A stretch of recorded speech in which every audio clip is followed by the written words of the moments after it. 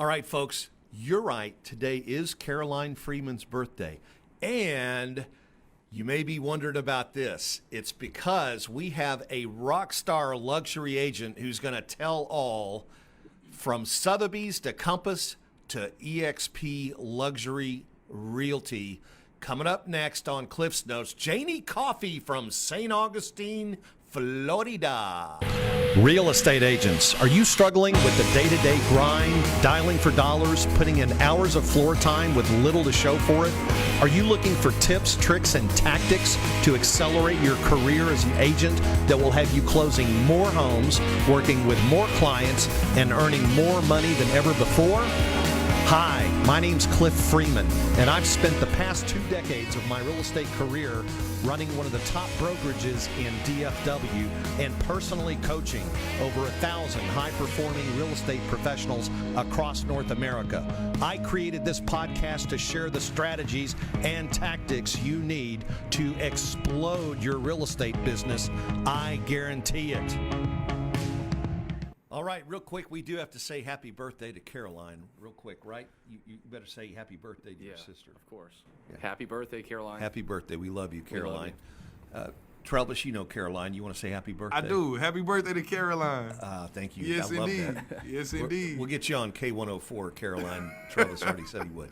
All right, ladies and gentlemen, I'm telling you, this young lady was just on our team meeting. She's doing some special work with our group, and we are grateful and super excited to have one of the most probably, I don't know, at the top of her game luxury agent that I've ever met.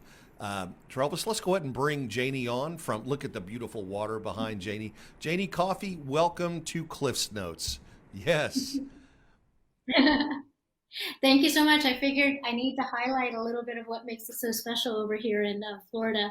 And I also want to thank you guys for your blazers, because that makes me feel awesome. I appreciate it very, very much. Well, we pulled out the rechargeable jackets for you this time, and in your honor. So it's a special show. Awesome. And if you're watching this edition, you better get out your clean notepad. This is going to be an 8.5 by 14 day, I believe, with a full pen, because there are going to be a lot of writer downers, especially if you're interested in luxury, and I know many of you are. So without further ado, Janie, I'd like to go ahead and ask you, if you don't mind, tell us a little bit about your background and experience from commercial construction. I mean, you have been the vice president, top trainer, Sotheby's, where you worked with Michael Valdez, who's now president of EXP Global. You just have an unbelievable resume here. Share a little bit of that with us, if you would, please. Sure. Thanks. Hey, Cliff. So I grew up in Northern Virginia, just outside DC, and in college, and then in my first few years outside of college, I ended up working for a high-end commercial developer in downtown DC that did amazing, amazing projects and got into the construction side of development at that time. Ford ended up moving to Miami in construction, commercial construction. I was a construction project manager, became the vice president of a very high-end commercial interiors construction company. And then ultimately, after maybe 15, 20 years of doing that, got into real estate, but more to do fix and flips that we were involved in. And the recession came along. I opened my own brokerage too, by the way, right when the recession came along in 05. And by the time 06, 07 came around, I was just killing it in short sales. We managed to hold our doors open in downtown Coral Gables, which is a community within Miami. Only just killing it, doing short sales and doing anything we could. And I feel like I got 10, 15, 20 years of real estate knowledge compacted into those 4, 5, 6 years, until Sotheby's opened up their franchise in Miami, and I just completely fell in love with that blue sign. I just thought it was the epitome of luxury. Ended up going there as an agent when they were still relatively small. Tripled my business, and tripled my business for a lot of reasons. One, I no longer had the hassles of being an owner broker. Two, I did leverage everything that brand had to offer. Three, just the market was starting to improve. This is 2010 by then. And because I did so well, they ultimately asked me to go into management. My first position there was the director of brand experience, where I really worked with helping understand everything that corporate had to offer the agents and help train and support and coach the agents to use all of that, leverage everything to increase their business. And I worked my way up to become the executive vice president of that franchise. That's where Michael and I got to know each other. Michael had come from that, the earlier rendition of the franchise just before that, had gone on to corporate. And because I was management in that large franchise and he was corporate, we did a lot of stuff together, and really came to respect him as a human. So he was one of the first people to go to EXP that really made me kind of open my eyes a little more. And a fun fact that I didn't mention before, Glenn had contacted me. It was 2009, 2010, before I had gone to Sotheby's, when I still owned my own brokerage, and he was looking for somebody to kind of spearhead the growth of EXP in Florida. And I think he had like maybe a few dozen agents nationwide. And I had 2 to 3 meetings with him and somebody else. And I remember thinking, this is just never going to take off. This is like Sims game. Agents need offices to go to. And I completely blew it off. And probably the biggest kind of career, wish I had thought differently back then. But I figured that out and I changed it. So fast forward, when I decided to go back into sales, I moved 6 hours north, joined another franchise of the Sotheby's brand, because I still love the Sotheby's brand. And I was the director of sales for that, but I also was selling. And I took all the things I learned when I was in management at the other Sotheby's and applied it to my own sales and production when I moved north, and beat my goal. My goal was to become in the top 10 in my MLS within 3 years. The MLS was about 5,000 at that time. And in 2 years, at the end of my second year, I was number 9 in my MLS, because I had used all those tips and tricks that I had developed learning from those agents. So finally, a couple years ago, 3.5, almost 4 years ago, Compass was really starting to grow, and they decided to open just a small office in Jacksonville for my team and myself. And we were the sole Compass presence for about the next 4, 5, 6 hours south of us. And we did that for about 3 years and loved it. I ended up founding a group within Compass's workplace, which is, Facebook for business, for team leaders. And I helped also give training, give support for team leaders. So my whole background, from coming from Sotheby's and helping them train and all of that, to developing my own luxury training program for agents, to working with all those team leaders at Compass, really gave me a super great background of what it really does take to sell in luxury, and how much the brand helps you and how much it might not help you. And so when EXP came around again for the second time in my career, I realized this is really the decision I need to make. I'm going to net more. I'm going to have more control over my business. I'm going to be able to create my own brand rather than relying on somebody else's. And that was 7 months ago now. I ended up being surprised, because when I was going on listing appointments during my transition, I would let people know, hey, by the way, in a few months, I'm going to be changing brands, thinking that they were going to grill me. And I was already prepared for all the reasons why it really wouldn't matter to them. And I was honestly shocked. Nobody even asked me where I was going. They're like, okay. Or if I was getting referrals from Compass, from Sotheby's agents, and I'd say, hey, by the way, I'm going to be going to another brand. They said, okay. They didn't care, because I had already developed the relationships. I had kind of shown the value of what we have to bring as listing agents.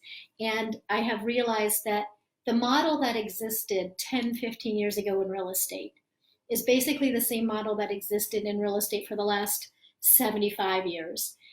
But from the advent of the internet, and any of us who've been long enough, first we had Facebook and we had Twitter and we had Active Rain, and all of that has changed so much. The dynamic between the agent as a brand and the brokerage as a brand, it's changed so much. And so I finally did make the switch 7 months ago. Been delighted. I've listed my 3 highest priced listings ever. And that includes all my years at Sotheby's and Compass. And again, brand never came up, and I'm thrilled, I'm happy, and I'm happy to be on the show with you guys. Wow. This is going to be great. This is going to be awesome. Um, let's unpack a little bit about what you spoke to first, which was you sort of were able to really get clarity on what the brand brings versus what it doesn't, and what the personal brand can do. Let's just go ahead and take a deep dive right into that. Okay, so first let's talk about the old model where the brand was really the brokerage and everything was led by the brokerage. And what I've come to really realize is that the brands, which I love Sotheby's, I think it's a great brand. I love Compass, I think it's a great brand. Ingle and Bulkers, Berkshire Hathaway, they all have great brands. But at the end of the day, by and large, the agents at those brands are just different cuts of khaki pants. So it's very similar. It's the same color, it's the same font. They have to be on brand. To the consumer, they're just different cuts of the same pants. One might be shorts, one might be pleated pants, one might be capris, but they're all khaki pants. And it doesn't allow you the creativity and the flexibility to really create your own brand.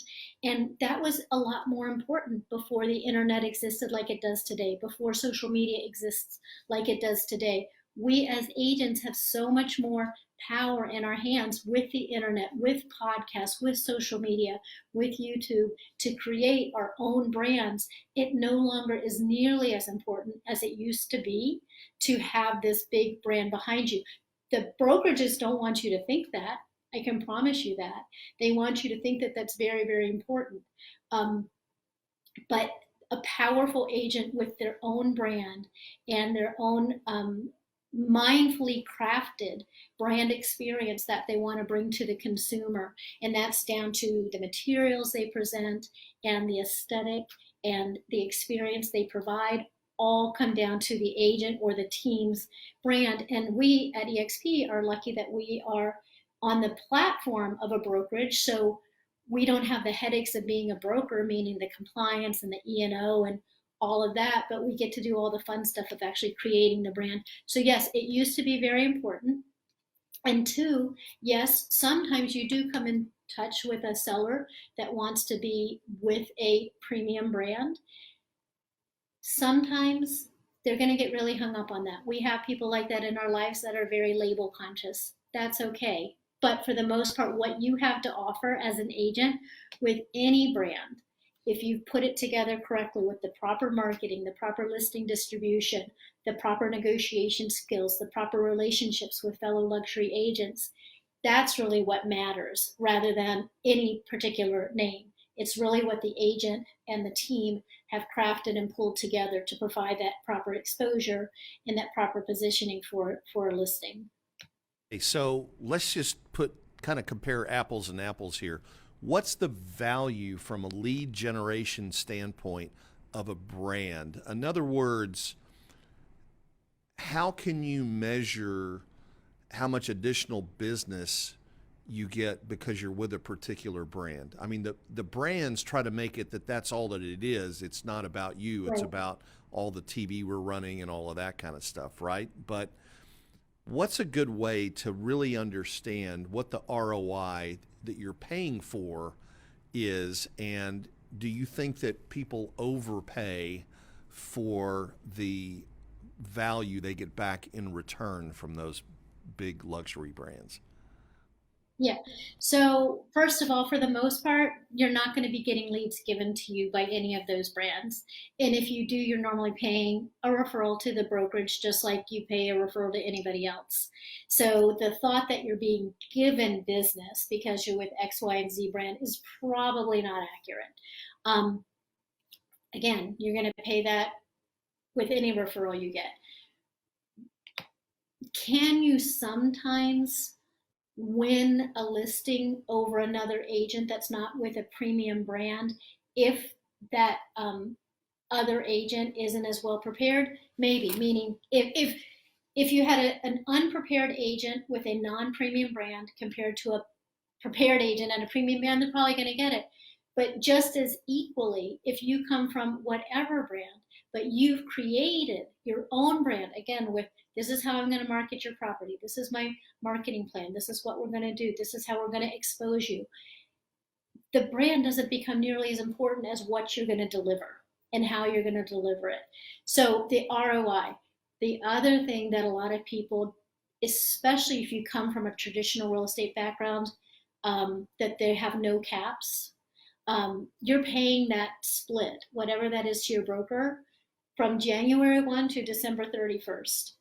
And even if you're at the top of the split, and I was at the top of my split table at my company, the amount I paid by the end of the year compared to a split model was massively substantial. I'm talking almost six-figure substantial, and I know there are people it's way into the six-figure substantial. That's the money you save at being at a capped model.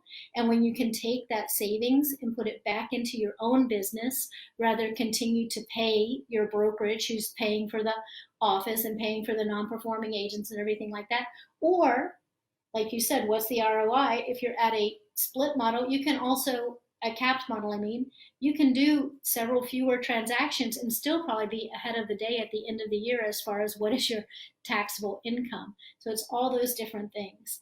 And by far, I can tell you financially, I am much further ahead at being at a brokerage that I can create my own brand that's capped, and I can take all that money and put it back into my business and back into lead gen, rather than just giving it over and over and over to the broker like I did for the first 16 years of my career. Well, the first 11, because the first 5 were, I was an owner broker.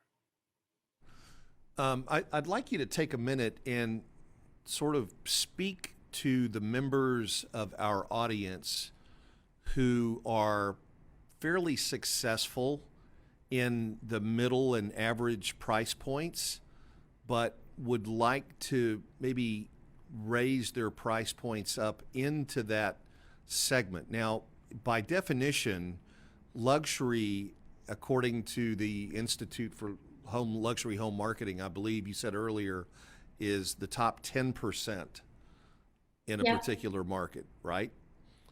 So most of us play in that, right in the sweet spot, in the middle, the average price point, because there's obviously more transactions there.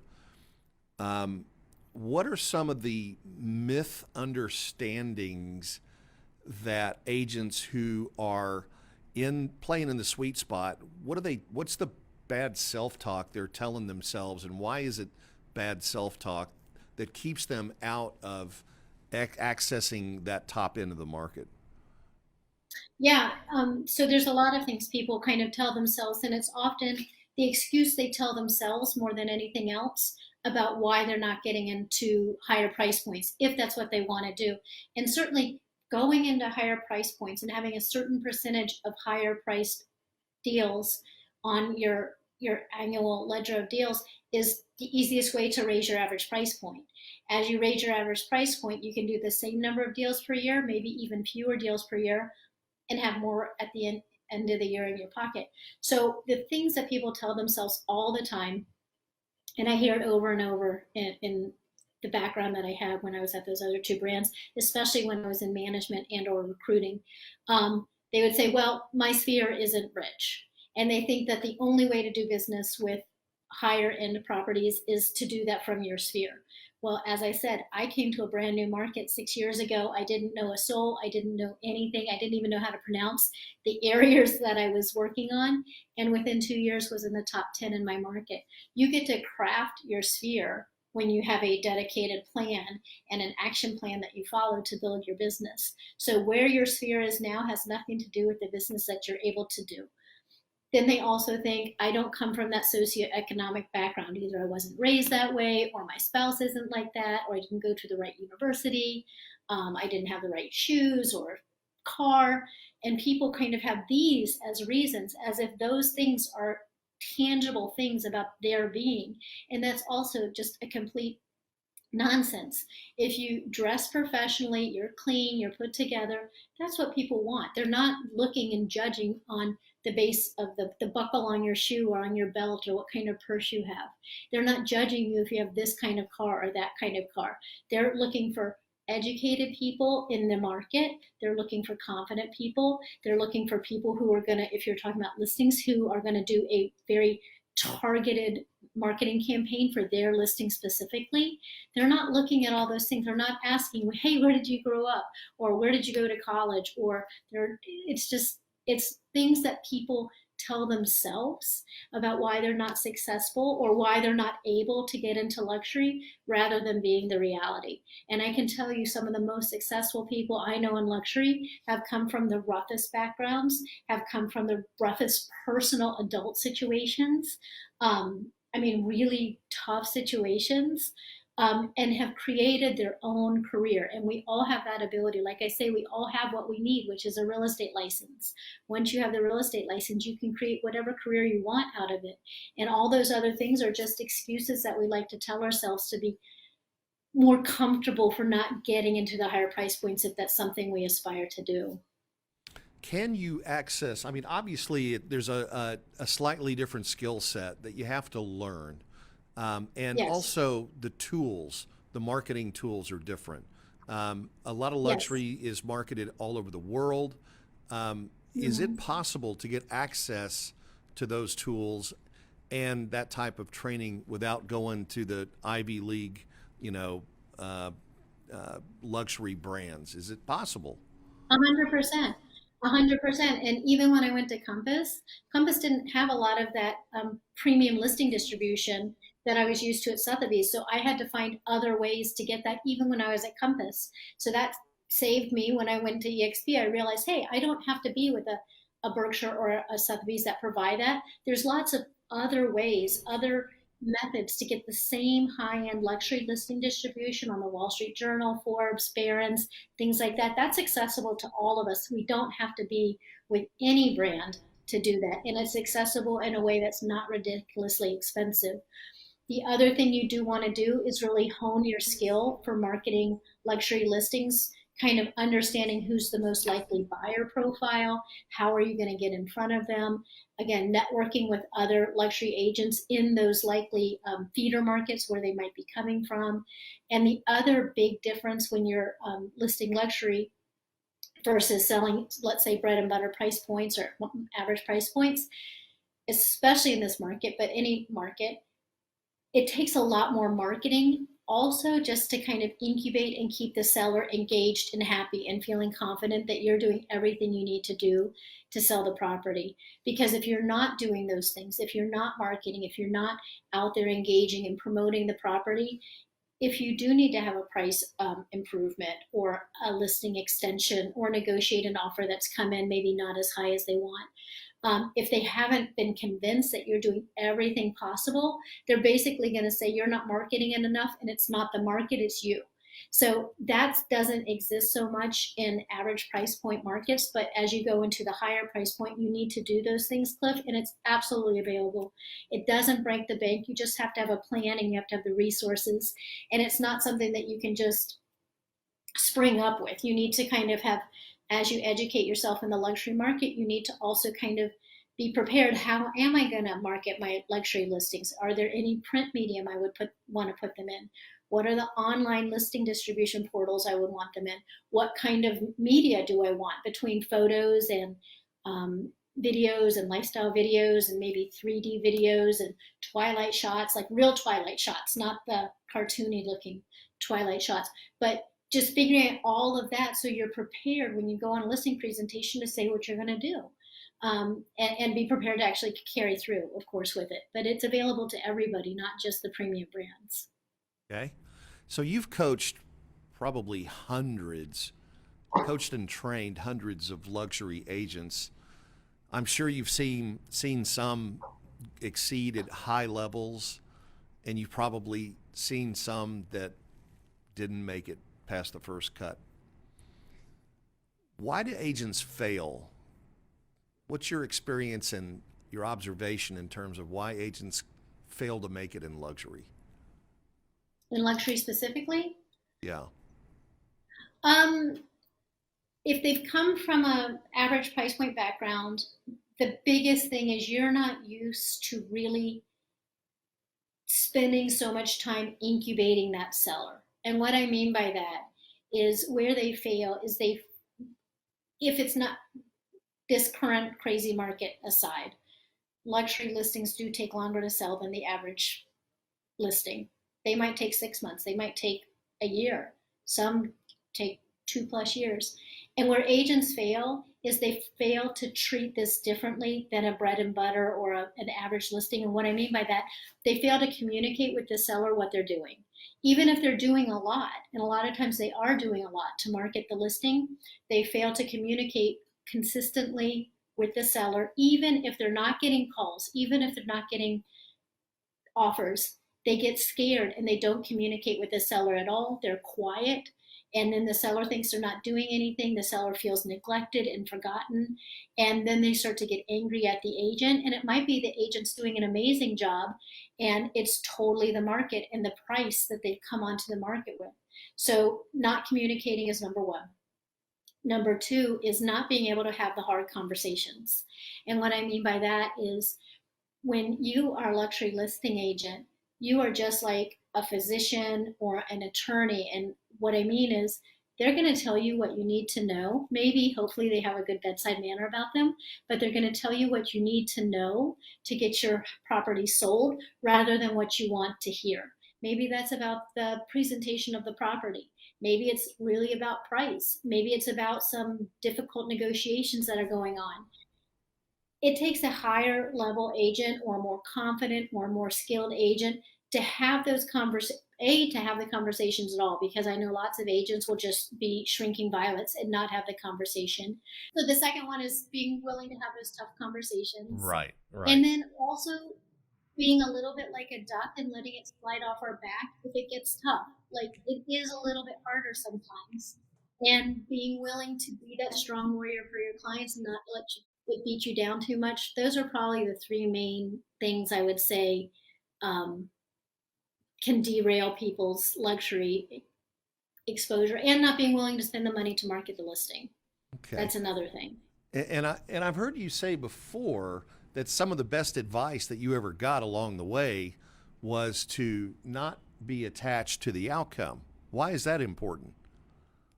So we've all heard the phrase, I think, commission breath in real estate. And when we're putting the outcome of the transaction on our needs or what we're going to get out of it instead of or ahead of the outcome for the client, that comes through to the client, and they can pick up very quickly if we're desperate to get the listing, if we're desperate to get a price reduction, if we're desperate to get under contract. They pick that up.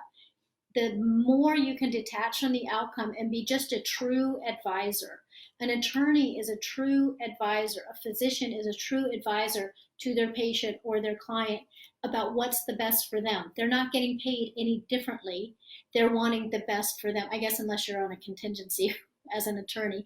But generally speaking, you're getting paid the same. And if you think for yourself as an agent that you want to provide the best service regardless and detach from the outcome, they will pick that up as well. And they will trust what you have to say much, much more. And that helps everybody get to the finish line better when they're working together to get to the end, and they trust that you're not saying this because it's better for you. And we as agents get blamed for those kind of things all the time, where they think we're telling them things because it's better for us, not better for them.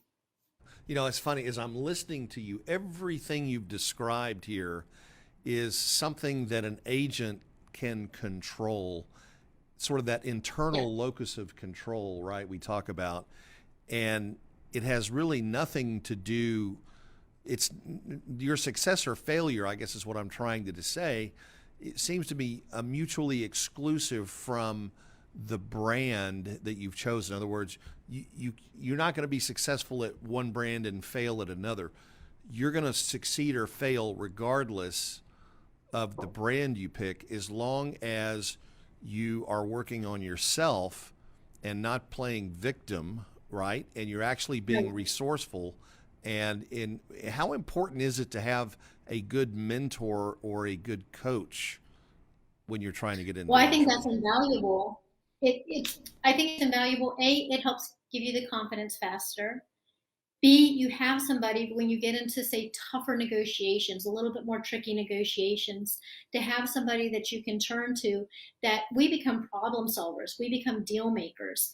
And the higher you go up in price point, the more kind of unique or tricky or different situations come up, whether it's seller financing options or more tricky financing options if there is financing, or just more clever solutions. So to have a mentor that's done it and has those kind of rabbits in their hat to help you pull out. I call it real estate magic.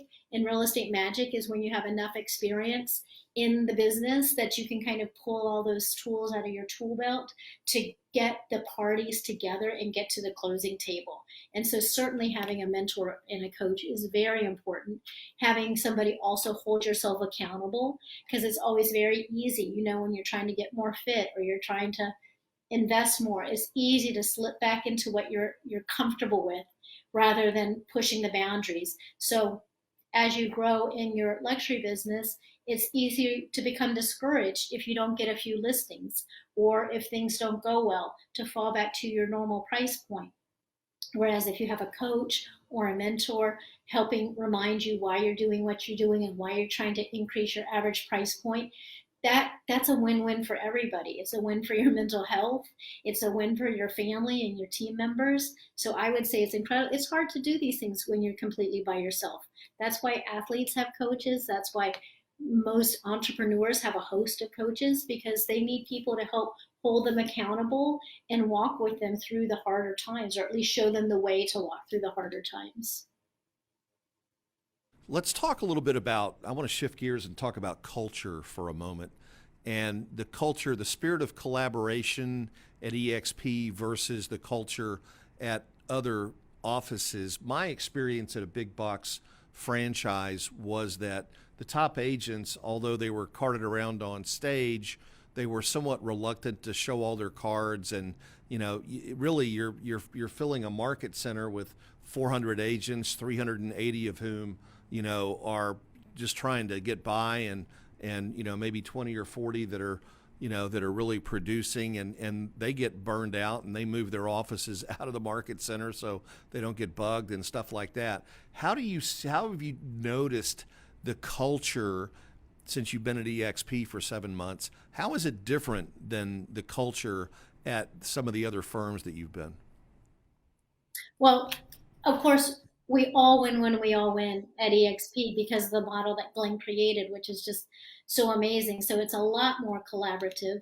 People are definitely willing to share a lot more because a rising tide floats all boats. Whereas in any other brokerage, not just a premium brokerage, at any other brokerage, there's really no benefit directly to you with the success of another agent. Whereas at EXP, because we're all owners in the company, because of the way it's built, we're very collaborative and we want to win. And one other part of culture that I want to add to that exists, I think, in a lot of brands, but especially premium brands, there's a pressure to produce. And if you've been a big producer, there's still a pressure to produce, often from management and brokers. And I've had a lot of premium agents who are more seasoned, more on in their career, who are getting to a point where they're wanting to slow down a little bit, and they're just tired of the pressure from their manager or their broker. Like, what are you going to do this year? What are your goals this year? Pushing so hard. They want to go more into a collaborative environment, and they feel a little bit free to go to EXP because nobody's going to be pushing on you to produce, especially you're not feeling you have to produce X just to maintain your split at this level. That's one reason I love EXP is everybody has the same split across the board. There's no little off deals going on, and you're not feeling like, oh, I'm so stressed about when I have my next ICA renewal about what they're going to do to me. Like, there's this whole other culture of fear and apprehension and pressure that doesn't exist at EXP. It's a lot more collaborative and a lot more sharing and a lot more let's grow together because it benefits all of us. By agents, and if there's any agents out there who honestly think that brokerages are going to give you money without the expectation of getting it back, that's why they have clawbacks. That's why you're on such a high split. So don't kid yourself. Brokerages are not a 501c3, nonprofit organization. They are out to make money just like anybody else. Which, by the way, it's kind of interesting that we're talking about this now. You look at the differences, Janie, in company performance and who's profitable, who's not, and so forth. I mean, I don't want to turn this into a stock show, but we just announced earnings, and we had a great quarter. We've been consistently in even GAAP numbers. We're hitting and exceeding what we've predicted or thought we would hit, and then you look at brand C over there, and some of those agents who received opportunities to participate in the stock and so forth, they were hung to dry, at the IPO price, and now I think brand C is trading somewhere around $7-8 a share, something like that. Why is it important that the company be profitable that you're going to go to work for? Well, and that's a great question, because a lot of people bring that up to me because of EXP and because of EXP's model. Like, how can that be profitable? Isn't it eventually they're going to, and I explained to them the way our charter is and the way the corporate structure is, that 50% of our revenue goes out to agents that help it grow, and then 50% stays with the company to keep it healthy, because you need to stay healthy. You can't have a business go on forever that has very high expenses and doesn't have the income, because then they're going to start making decisions. And that's what happened at previously alluded to brand. They were having to make decisions to be profitable because of the pressure to be profitable, because of all the expenses were so bloat heavy. And I had a lot of those options, and I left a lot of those options on the table to make this change. And that was before I even knew the depths to which they've sunk, because I knew that the savings I was going to have over here just from having a cap and what I'd be able to create in all the other ways for myself would far exceed what I was leaving at the table with some of those options. So yes, a lot of people are hurting. A lot of people feel they can't make a change right now because of the price of the stock.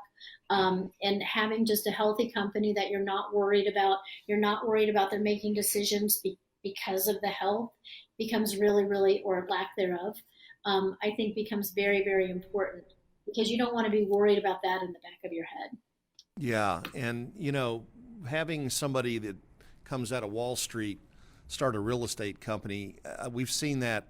I've seen it in the past, and it's just two different businesses. Stock trading happens a lot faster, and there's a lot more liquidity in stocks than there are in real estate transactions. And when you take on the burden of institutional investors whose expectations are to invest at A and to get out at B and to do it in 6 months or a year, it really does put a lot of pressure on the company. And I'm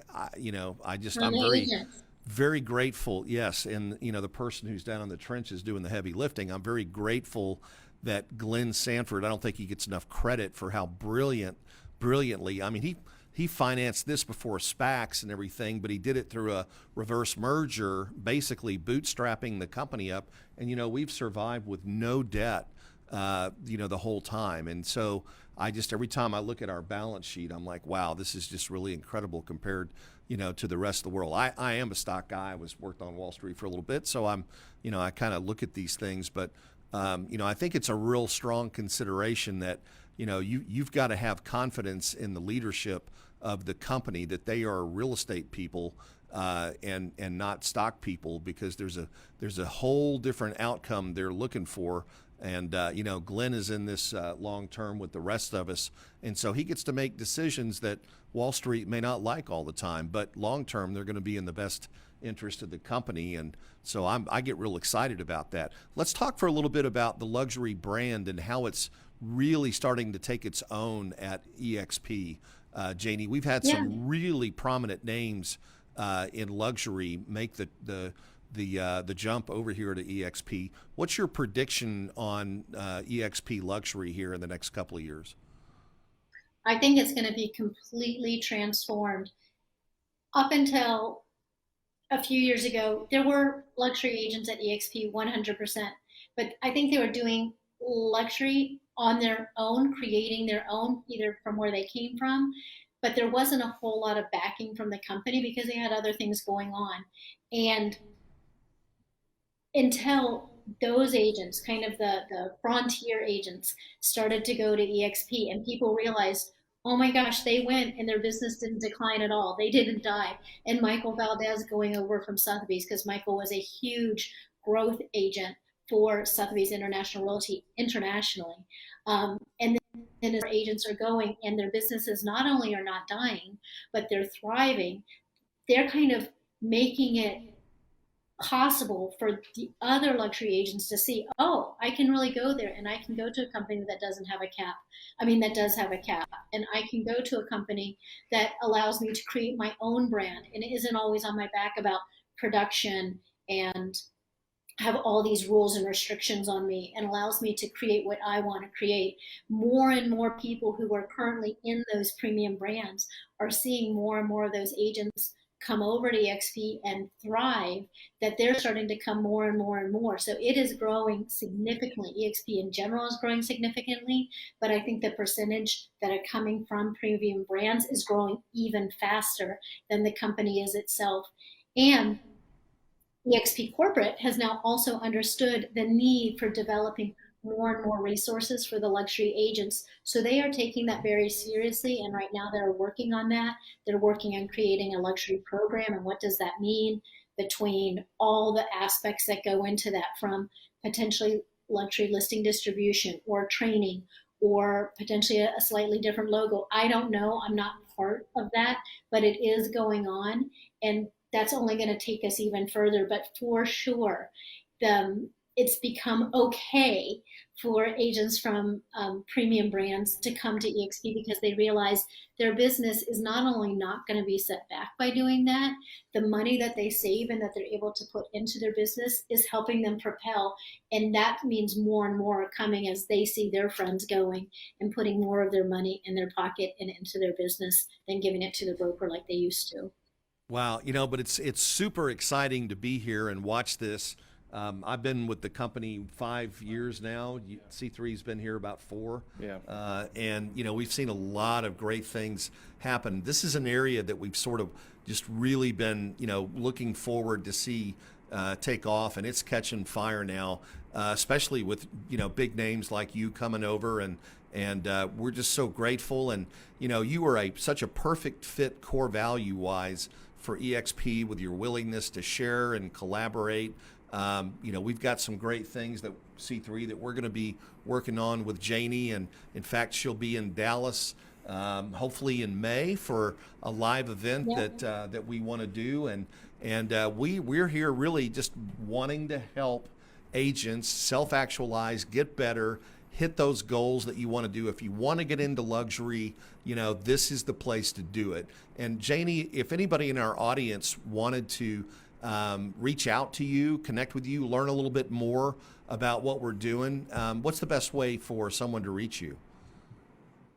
The easiest way is just to reach out to me on Instagram, and I'm Janie, Janiec,